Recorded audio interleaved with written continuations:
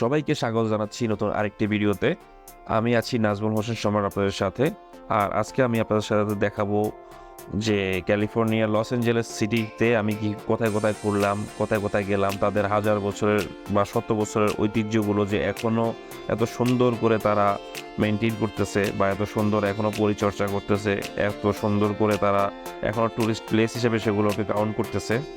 ইনশাল্লাহ চলুন আপনাদেরকে পুরোটা ঘুরে দেখাই আমি যতটুকু করতে পারলাম লস অ্যাঞ্জেলেস সিটিতে। আমি আগোদার মাধ্যমে একটা সিটির বুকিং করেছিলাম, যেটা ডে মানে ওয়ান ডে, একদিনের সকাল থেকে সন্ধ্যা পর্যন্ত পুরো সিটি ট্যুর বুকিং করেছিলাম, সেটাই দেখা আপনাদের সাথে।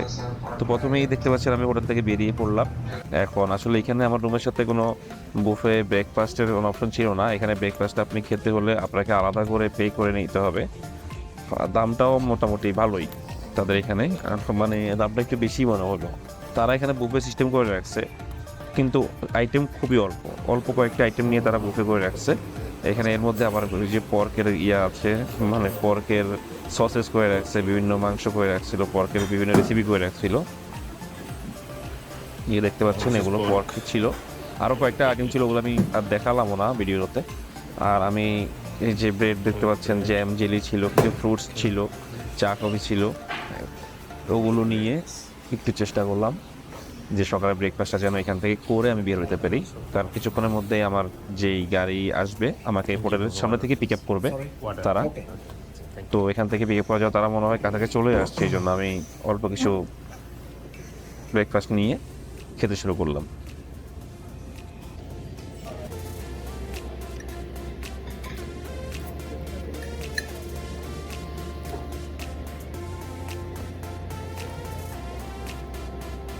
এখন আমি ব্রেকফাস্ট শেষ করে দেখতে পাচ্ছেন আমি গাড়ি চলে এসেছে, দৌড়াদৌড়ি করে উঠে পড়লাম তাড়াতাড়ি করে, তাড়াহুড়ো করে। এখন যাচ্ছি গন্তব্যে, তারা যেখানে যেখানে কীভাবে কীভাবে ঘুরাবে এই হলো। এটা আপনারা লস অ্যাঞ্জেলেস থেকে ওইখান থেকেও তাদের ওয়েবসাইটের মাধ্যমে বুকিং করতে পারবেন এই ডে ট্রিপটা, বা booking.com বা আগোদা বা অন্য অন্য আরও কিছু আছে যেগুলোর মধ্যে আপনারা বুকিং করতে পারবেন। তো আমাদের ড্রাইভার সাহেব ছিলেন, উনি আমাদের ট্যুর গাইড। উনি আমাদেরকে সবকিছু ডিটেলস একদম ভালো করে বোঝানোর চেষ্টা করছেন যতটুকু সম্ভব ওনার পক্ষে। তো বেরিয়ে পড়লাম। এখন ইনশাল্লাহ আমরা যাব হচ্ছে, প্রথম আমাদের স্পট হচ্ছে সান্তা মনিকা পিয়ার, যেটা 1922 সালে 1922, হ্যাঁ এখন যতটুকু জানা মতে তখনই এটা প্রতিষ্ঠিত হয়। তখন থেকে এখনো পর্যন্ত প্রায় 102 বছর হয়ে গেছে। তা এখনো কত সুন্দর করে তারা মেনটেন করতেছে, চলুন দেখে আসি। এই গাছটার মতো খুব সুন্দর লাগতেছিল। এই পার্কটা এত খোলামেলা একটা পার্ক, এখানে মানুষ জগিং করতেছে, কেউ হাঁটতেছে, কেউ বসে আছে। ভালোই আলহামদুলিল্লাহ, ক্যালিফোর্নিয়া দেখার মতো। আর আরেকটা জিনিস শেয়ার করি, যেটা হচ্ছে এই দেখেন এখানে লেখা আছে সাজেস্ট ট্রিপ গাইড। আপনাকে টিপস তারা মনে হয় যে একটা বাধ্যতামূলকের মতো হয় তাদের কাছে, আমাদের এখান থেকে মনে হয় যেটা, তাদেরকে টিপস দিলে তারা মনে করে যে না আপনি অ্যাজ এ গুড পারসন বা আপনি অ্যাজ এ স্মার্ট। বাট আপনি যদি তাকে টিপস না দেন, তারা মনে করে যে না আপনি মনে হয় এসব কিছু বুঝেন না, বা আপনি একটা এগুলা মানে আপনি একদমই বুঝেন না, কোনো কালচার বুঝেন না, এরকম টাইপের আর কি। যাই হোক, একটা ইউনিভার্সিটি এরিয়া দেখলেন, এই পুরোটা ইউনিভার্সিটি এরিয়ার মধ্যে দিয়ে আমরা যাচ্ছি। আমি ওগুলা গাড়ি থেকে বাস থেকে ভিডিও করতেছিলাম। বাসও বলা আসলে মিনি বাস টাইপের, কিন্তু তাদের যে বাসের উপরের দিকে দেখেন না, এখানে দেখা যাচ্ছে যে আপনি যেমন এখান থেকে পুরো উপরের ভিউটা সুন্দর করে দেখতে পারেন। এখান থেকে সিস্টেমটা এরকম করা আমার কাছে অসম্ভব ভালো লেগেছে। আর গাড়ির মধ্যেই মনে করেন এখানে আপনি যদি যারা হাঁটতে পারে না বা হয় না, তাদের জন্য এখানে হুইল চেয়ার ছিল। আমাদের জন্য পর্যাপ্ত পরিমাণ ড্রিঙ্কসের ব্যবস্থা ছিল, আপনার আনলিমিটেড ড্রিঙ্কস। এখানে ঠান্ডা করার একদম ওই যে বক্সের মধ্যে রেখে দিয়েছে ঠান্ডা পানি, ড্রিঙ্কস, যা ইচ্ছা যত ইচ্ছা।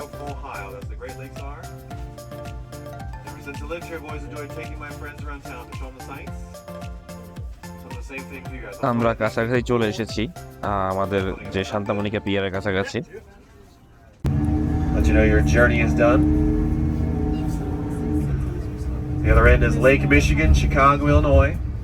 And it really did used to be the only highway that came out here. Today, though, we have the interstate freeway system. So photograph locations, the whole LA area. সে বলতেছিল এই পুরো এরিয়াটার মধ্যেই আপনার ছবি তোলার এরিয়া, এখানে আপনার ফটো সেশন করতে পারবেন, এখানে সব ফটো সেশনের জন্য এই এরিয়াটা তৈরি করা। আর ওই যে দূরে দেখা যাচ্ছে সান্তা মনিকা পিয়ার, আমরা এখন ওখানে যাব। haven't seen them এই হলো before, so Santa do have Monica location পিয়ারের bumped gate. up strip right here in the pier.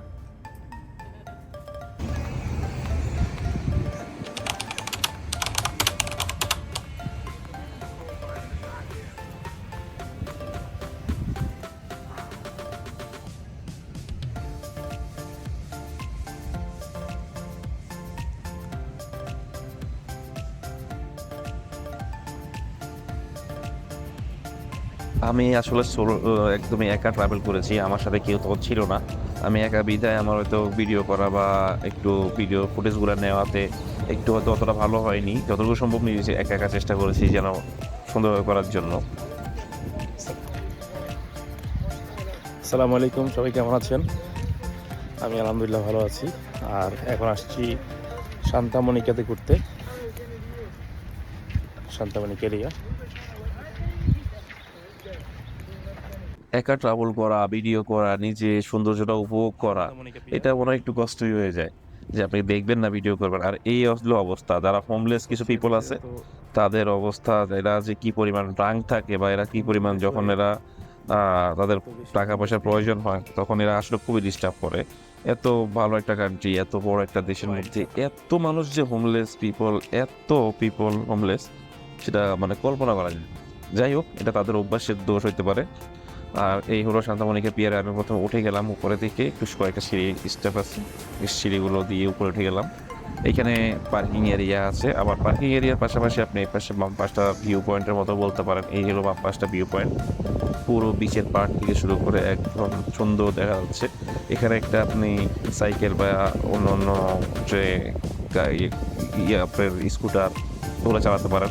আর আজকে আকাশটা মেঘলা ছিল অনেকটা, একদম মেঘলা মেঘলা আকাশ ছিল, ভালোই ছিল, ওয়েদারটা খুব ভালো ছিল। আর এই সান্তা মনিকা পিয়ারে অনেক অ্যাক্টিভিটিস আছে, অনেক অ্যাক্টিভিটিস আছে। আমি বেসিক্যালি সকাল টাইমটা গিয়েছিলাম, হয়তো 10টা সাড়ে 10টা, এই জন্য তখন ওই রাইডগুলো অফ ছিল। আর এগুলো ম্যাক্সিমাম হয়তো বিকেলের টাইমটাই বেশি ছাড়ে। বিকেলের টাইমটাতে যখন যখন আরও কোলাহল বাড়ে, ক্লাউড বাড়ে, তখনই এই যে অ্যাক্টিভিটিসগুলো আছে, যত রকম রাইডগুলো আছে, তখন এগুলো ওপেন হয়। এই যে বিচের পারে একদম সমুদ্রের গর্জন, একদম সমুদ্রের পাশেই হলো পিয়ারের যে সে ইয়েটা তৈরি করেছিল, এখানে রোলার কোস্টার। আমি একটু কাছে যাই, সমুদ্রের কাছে যাই।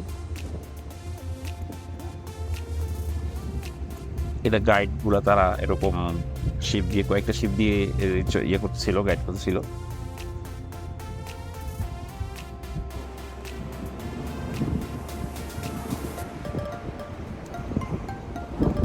আসলে একা একা খুবই বোরিং লাগতেছিল, তারপরও চেষ্টা করেছি এই সব টাইমটাকে এনজয় করার জন্য।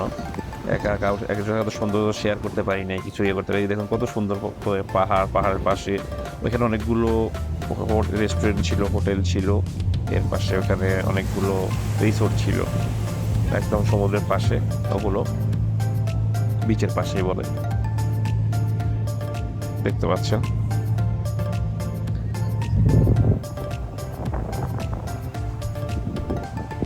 আর এই হলো মেইন সান্তা মনিকা পিয়ারের যেই লাস্ট স্টেপটা, এখানে এটাকে একটা ভিউ পয়েন্ট বলা চলে, যেখান থেকে আপনার চারদিকটা খুব সুন্দর দেখতে পারবেন।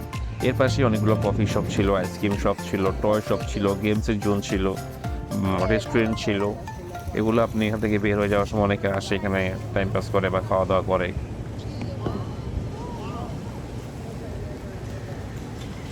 এর একটা দেখেন আইসক্রিম বিক্রি করতেছে, এটার ভিতরে আপনি এখান দিয়ে ইন করবেন পার্কের ভিতরে, দেন আপনি অন্য রাইডগুলো চড়বেন।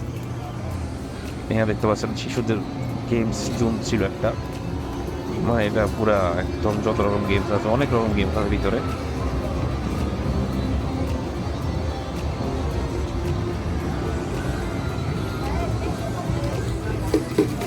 শপিং করার মতো অনেক কিছু ছিল, যেমন অনেক হেডের দোকান ছিল, স্যান্ডেলের দোকান ছিল, জামা কাপড় গেঞ্জি, অনেক দোকানপাটি ছিল এখানে। আরও কিছু কিছু দোকান মাত্র ওপেন করতেছিল, সানগ্লাসের দোকান।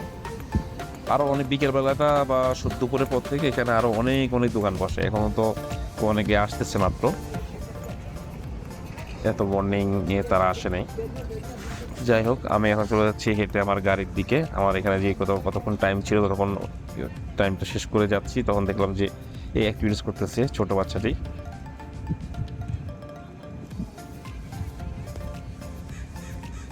এখন গাড়িতে উঠে যাচ্ছি, এখন আমরা যাব আমাদের নেক্সট গন্তব্যে।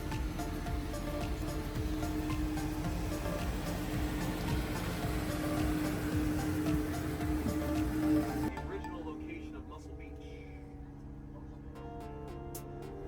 So see the old black and white photos, people working out in the onesies and speedos. That was Muscle Beach here by the pier.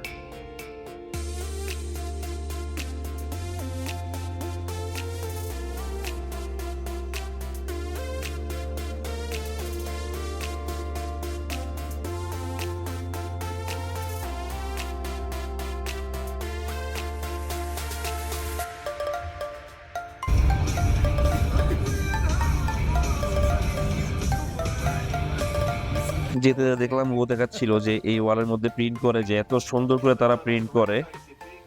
যাই হোক, আমরা চলে আসি এই যে ভেনিস বিচের কাছে। আমরা এখন যাব হচ্ছে ভেনিস বিচ ভিউ পয়েন্টে বা ভেনিস বিচের কাছে। এই যে বিচের সামনে চলে আসলাম, এখন নেমে সেটার সামনে যাব। এইখানে অনেক দোকানপাট, অনেক অনেক অনেক দোকান, অনেক দোকান, দুই পাশে অনেক দোকান, যেখানে আপনারা যে কোনো রকম শপিং করতে পারবেন। পাশাপাশি এখান দিয়ে অনেকগুলো যে সাইকেলগুলো আছে বা ব্যাটারি চালিত যে অটোগুলোর মতো আছে, ছোট টুকটুকের মতো আছে, সেগুলো আপনারা ভাড়া নিতে, রেন্ট নিয়ে ওগুলো আপনারা চালাতে পারবেন। এখানে যতক্ষণ ইচ্ছা পুরো এরিয়াটা ঘুরে দেখতে পারবেন। তো আমি একা ছিলাম বিধায় আমি আর ওরকম করে যাইনি, আমি এমনি নিজে আস্তে আস্তে হেঁটে হেঁটে দেখলাম।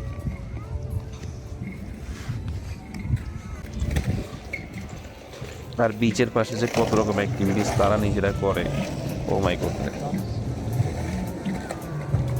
এইখানে অনেকগুলো, যেমন এই পাশে শপিং, এই পাশে ছিল যে শপিং এর জন্য দোকানপাটগুলো।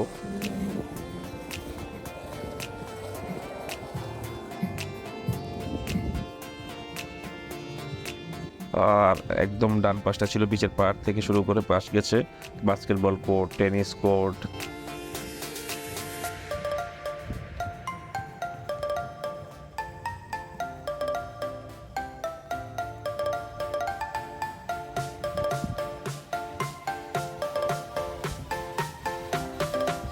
তারপর হচ্ছে ওরা বক্সিং করতেছে দেখেন। আমার খুব ইচ্ছা করতেছিল যে আমিও যাই একটু বক্সিং করে গিয়ে, কিন্তু সেটা আর করিনি। যাই হোক, এখানে তারা টেনিস খেলতেছে। এখানে কোনো ওরকম কোনো বড় মানে বাপের প্লেয়ার নাই, এখানে হচ্ছে নিজেরা টাইম পাস করে, ফ্যামিলি পার্সন বা হাজব্যান্ড ওয়াইফ, ভাই বোন, ওরা সবাই বা ফ্যামিলির সবাই আসে, ফ্রেন্ড সার্কেল নিয়ে এসে ওরা এখানে খেলাধুলা করে। জাস্ট ওদের জগিং হয়ে গেল আর খেলাধুলা হলো, টাইমটা পাস হইলো।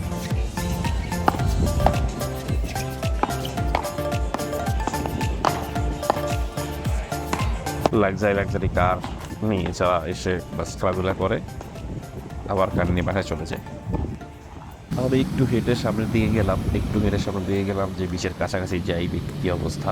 কিন্তু ঢেউটা কম যদিও, তারপরেও কিছু ওই পাশে দেখলাম যে না, কিছু মানুষ গোসল করতেছিল, তারা সুইমিং করতেছিল কিছু মানুষ। আর এখানে ছোট্ট একটা বাবুর ছবি তুলছিল ওর প্যারেন্টসরা। আমি চেষ্টা করলাম যে 2-1টা সেলফি নেওয়ার জন্য, সেলফি নিলাম।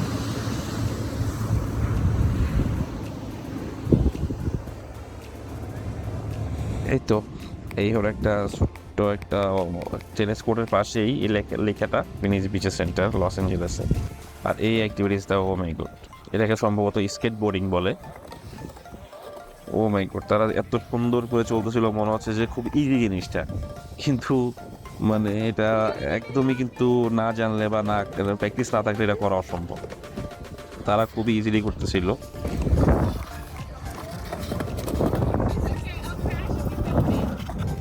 এই মেয়েটাও করতেছিল। এই মেয়েটা মনে হয় বেশি জানে না, অল্প অল্প পারে, এই জন্য সে খুব আস্তে আস্তে করতেছিল। কিন্তু ছেলেগুলো ছিল, ও মাই, তারা খুবই স্পিডে চালাচ্ছিল। আমার কাছে ভালোই লাগলো, অনেকক্ষণ দাঁড়িয়ে দাঁড়িয়ে দেখলাম।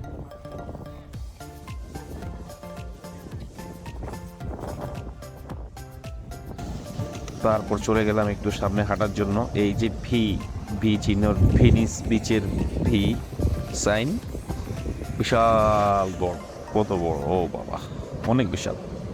ওয়েদারটা ছিল অসম্ভব সুন্দর। আমি জানি না কারণ বিচের পাড়ে সাধারণত একটু রোদ থাকে, অনেক ইয়ে থাকে, তো এখানে ওয়েদারটা খুব ভালো ছিল। আর এই যে আমি একটু আগে বলেছিলাম, দেখেন এই ছোটো ছোটো বাইকের মতো গাড়িগুলো আপনারা রেন্টে নিতে পারবেন। এগুলা সময় যে 20 মিনিট 25 মিনিট, আধা ঘন্টা বা 1 ঘন্টার জন্য আপনারা নিতে পারবেন ভাড়া। এগুলো ভাড়া নিয়ে আপনারা পুরোটা ঘুরে দেখে আসবেন। এগুলো বিভিন্ন প্রাইসে দেওয়া হয়। পাশাপাশি কয়েকটা দোকান আছে, এর মধ্যে কম বেশিও আছে। এক দোকানে বেশি চায়, এক দোকানে কম চায়, এরকমও আছে। আমাদের বাংলাদেশের মতো ওইখানে একটু জিজ্ঞেস করলে কথা বললেই হয়।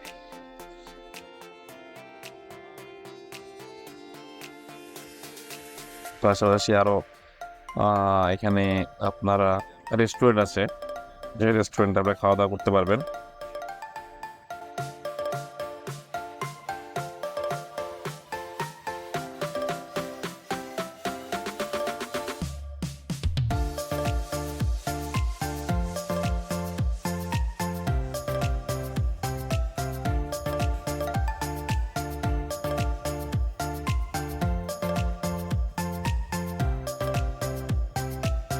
আপনাদের একটু ঘুরে দেখাই বিচের এরিয়াটা।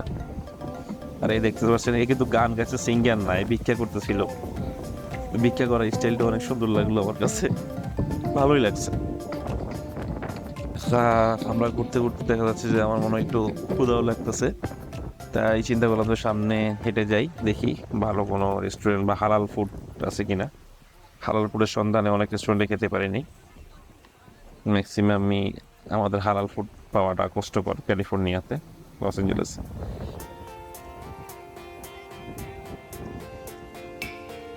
সাপ নিয়ে বাচ্চারা খেলতেছিল, তখনই সাপের মনে হয় ভাতু করার টাইম হয়ে গেছে।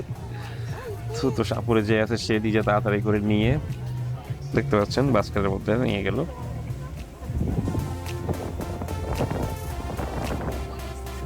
রেস্টুরেন্টে চলে আসলাম, একটা বার্গার নিলাম আর ফ্রাইজ নিলাম কিছু, একটা জুস নিলাম। দাম অনেক বেশি আমার কাছে মনে হলো, এটা প্রায় $29। তো একটা বার্গার, একটা জুস আর একটা পানি, এক ফ্রাইজ একসাথেই, এই যে বিল দেখতে পাচ্ছি। আর এরপর আমি খাওয়া দাওয়া শেষ করে আবার চলে গেলাম আমাদের গাড়িতে। গাড়ি যেখানে ওয়েট পেতে ছিল, এখন যাবো আমরা অন্য জায়গায়। এই এরিয়াটা দেখুন, এই এরিয়াটার মধ্যে সব $1 মিলিয়ন হাউস।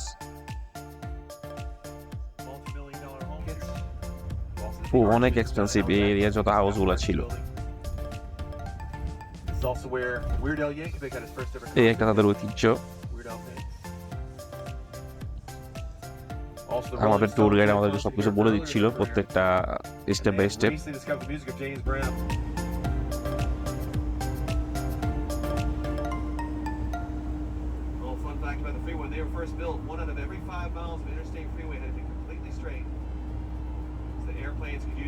এটা হলো একটা মানে তাদের ঐতিহ্যবাহী পুরো একটা রেস্টুরেন্ট, চিজ ফ্যাক্টরি। এটা নাকি প্রায় 120 ইয়ার্স ওল্ড, মানে 120 বছরের পুরো রেস্টুরেন্টটা এখনো দেখেন কি অবস্থা। Cheese factory, cheese cake factory দ্বারা যেগুলো cheese factory, sorry cheese cake factory.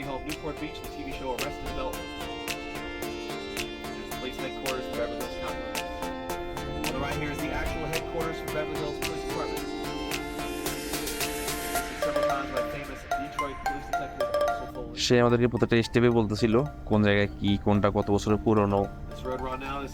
তারপর চলে আসলাম আমরা ফার্মার্স মার্কেট। এখানে আমরা দুপুরের লাঞ্চ করার জন্য চলে আসছি আবার, কিন্তু আমি তো একটু আগেই খেয়ে ফেলছি, আমার ক্ষুধা লাগছিল। তো আমি আর এখানে কিছু খাবো না, এখন আমি একটু করবো, চলুন করে দেখি। বেসিক্যালি আমাদের এখানে লাঞ্চের জন্য নিয়ে আসবে আগেও বলছিল, কিন্তু তারপর আমার ওখানে ক্ষুধা লাগছিল, আমি খেতে বসে গেলাম ওখানে। কিন্তু এখানে অনেক রেস্টুরেন্ট ছিল, তোমার দেখলাম যে না এখানে অনেক রকম সি ফুড ছিল, যত রকম পিৎজা বার্গার থেকে শুরু করে যত রকম অনেক রকম ফুড ছিল। তো ভুল করছি, আসলে ওখানে আগে খেয়ে ফেলে এখানে এসে খেলেই মনে ভালো হতো। এখানে একটু প্রাইসটাও একটু কম ছিল যেমন ছিল ওইটার তুলনায়।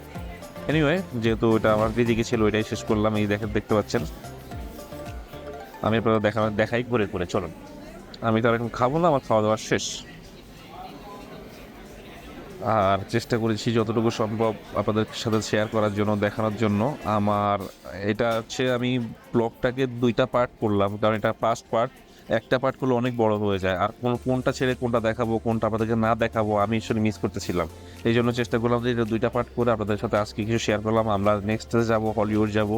ওয়াক অফ ফ্রেমে যাব, ওখানে আরও বারবি হিলস যাব। ওটা দেখলে আপনারা অসম্ভব সুন্দর আপনারা সবাই ফিদা হয়ে যাবেন, এত সুন্দর আসলে। আর আশা করি প্লিজ অবশ্যই সবাই চ্যানেলটা সাবস্ক্রাইব করবেন, লাইক করবেন, কমেন্ট করবেন, শেয়ার করবেন, আমাকে উৎসাহ দিবেন, উৎসাহিত করবেন। কোনো ভুল ত্রুটি হলে জাস্ট একটু ক্ষমাসুন্দর দৃষ্টিতে দেখবেন। আমি তো আসলে নতুন নতুন শুরু করেছি, চেষ্টা করি যতটুকু সম্ভব নিজের লাইফ স্টাইলগুলো বা নিজের আমি কোথাও কী করলাম না করলাম আপনাদের সাথে শেয়ার করার জন্য বা আমার মেমোরির জন্য রেখে দেওয়ার জন্য। আশা করি কেউ অন্য কোনো মাইন্ডে নেবেন না, আশা করি সবাই সাপোর্ট করবেন। এটা সাপোর্ট চাই। সবাই ভালো থাকবেন, সুস্থ থাকবেন। আজকের মতো এখানেই শেষ করছি। আসসালামু আলাইকুম।